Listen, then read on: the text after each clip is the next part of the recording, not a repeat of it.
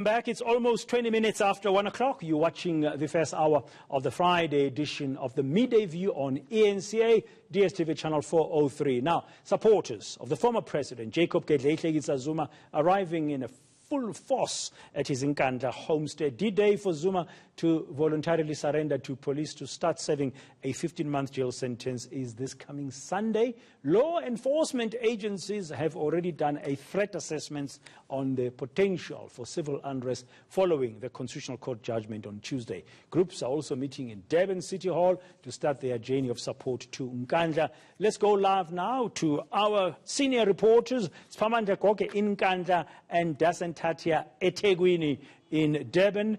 Colleagues, very good afternoon. Welcome. Can I start with you first, Siphamandla, where you are? Set the scene for us very briefly, then we'll come to you, Dasen. I can tell you that, as you can see behind me, these are ANC members from Mpumalanga province. They say they are here at the former president's home to support him as he is left with only a few days to hand himself over to the nearest police station, which will send him to the Correctional Services Center, which we know now that will be Westville Prison, where he will start serving his sentence. But let me tell you that there are reports that the former president is contemplating exploring another legal avenue of writing to the Constitutional Court, putting forward an application to rescind that judgment. While he is doing that, parallel to that, he will also go to the Pietermaritzburg High Court in KwaZulu-Natal, apply to have at least that sentence stayed for now, pending the outcome of his application. Before I take it to Dasen, let me speak to this man. His name is Nkandla from Mpumalanga province. Nkandla, you are here to support the former president. Why? Because he's been found guilty for contempt of court. No, I'm here to support Jacob Zuma because we are not happy about what is happening in the judiciary. So that's why we are here to support him. And we support Jacob Zuma because we're informed by the history. From when he was a deputy president, when he was the president of the country, he was suffering. He defied a court order to go to the Zondo Commission. That's why he's been sentenced. So some people will say you should understand that as ANC members. No, I cannot understand. That he defied a court order. I'm not here as an ANC member. I'm here as a community member. But you are clad in OR Tambo's T-shirt, ANC T-shirt. I'm wearing the T-shirt of the ANC. Even I'm going to church, they know me. Okay. He's got 5 days to report to the nearest police station to go to prison. What are you going to do? Because he has to comply. That one is Jacob Zuma's decision. But I'm here to support him. Whatever decision he's taking, I'm going to support him. Nkandla, thank you very much for your time, Baba. Nkandla is from Mpumalanga province, one of the prominent leaders there in Mpumalanga in terms of one of the biggest regions in that province. He says they are here to support the former president, who is not at Nkandla as we speak. We understand he's still busy in Durban consulting with his lawyers. That's where we find Dasen Thathiah in Durban. I see that Baki that had supporters behind you, Dasen, of ANC, has just left where you are.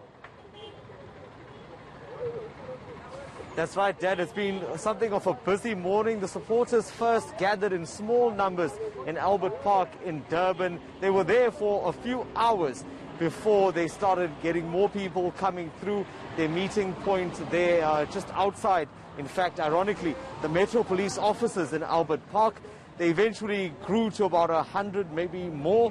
They got into buckies like the one that you just saw leaving now, and then made their way down towards the Durban port.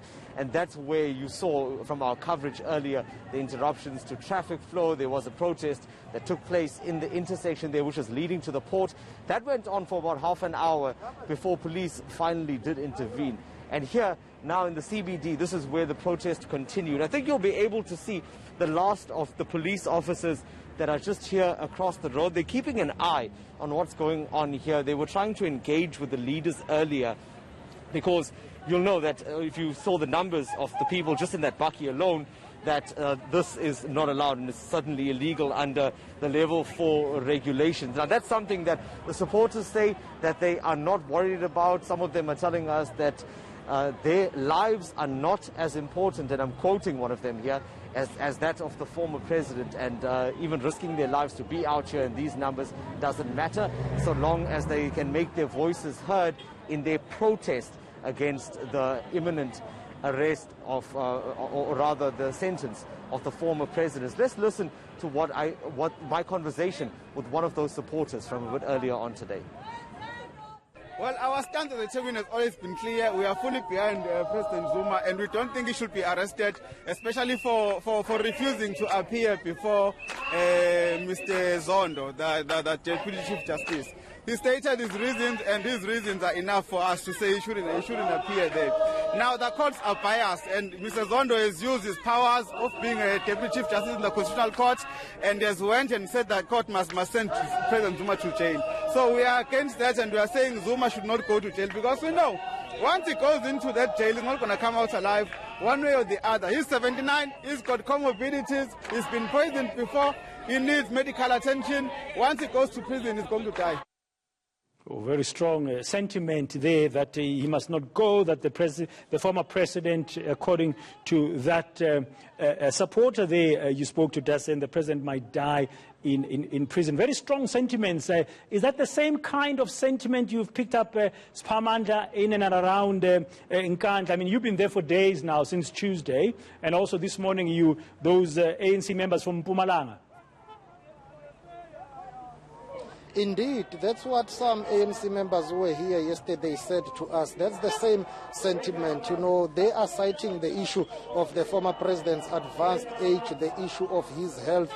But some people will also argue that correctional centers and facilities in South Africa have got capacity to look after a high-profile inmate in this case. Yes, the sentiment is there about his age, about his health, but at the same time, the counter-argument will be he has to go and serve his time. The capacity of the state is there to ensure that he is looked after. While we're speaking about correctional facilities, let's tell you that we now know that the former president is likely going to go to Westville prison based on a correspondence that has been making rounds here, that the head of the prison in Westville, Dasen, needs to prepare to basically welcome the former president as an inmate. That correctional facility is one of the biggest and very popular in KwaZulu-Natal. It's got capacity to handle in high-profile inmates, but also it will make sense for the former president to be accommodated at Westville because he's got a pending matter in Pietermaritzburg. Logistically, to transport a high-profile inmate from Dasen to Pietermaritzburg takes about 45 minutes to an hour. So it makes sense that he's accommodated there, taking into account that the facility has got capacity to handle him and his required needs, but also for his matter, because on the 19th of July, he has to go to the High Court of KwaZulu-Natal Division sitting in Pietermaritzburg for his fraud and corruption case. Yeah, that's still going to be playing out. We'll find out. I mean, the next 48 hours are going to be crucial in that legal situation. We'll have to wait and see what happens. But on the ground, Dasen, I mean, people are making their views very clear. Those who are supporting the former president and have come out in their numbers, as we've been seeing, and the authorities there, the police on the ground, trying to maintain a bit of order. After all, we are under level 4 lockdown restrictions, and gatherings like those are not allowed.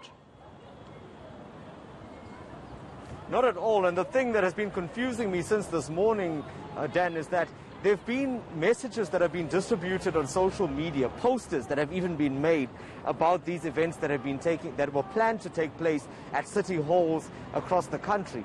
And yet, despite that, it seemed, from what I could see on the ground, I mean, we were monitoring this protest since about 6 o'clock this morning, that police were almost blissfully unaware of what was happening. We saw vehicles, Metro Police and SAPS vehicles driving past the initial signs of a gathering taking place and moved on like nothing had happened. And it was much later, after that entire convoy had made their way all the way to the Durban port, that's when we saw the first signs really of intervention or an effort to stop what was going on. But to come back to what you said at the beginning, certainly supporters are adamant. They say that they will stop at nothing to ensure that their voices are heard, and they will, as I said before, defend the former president with their lives. Let's listen very briefly to another part of that conversation that I had with Nkandla, the supporter from earlier on today.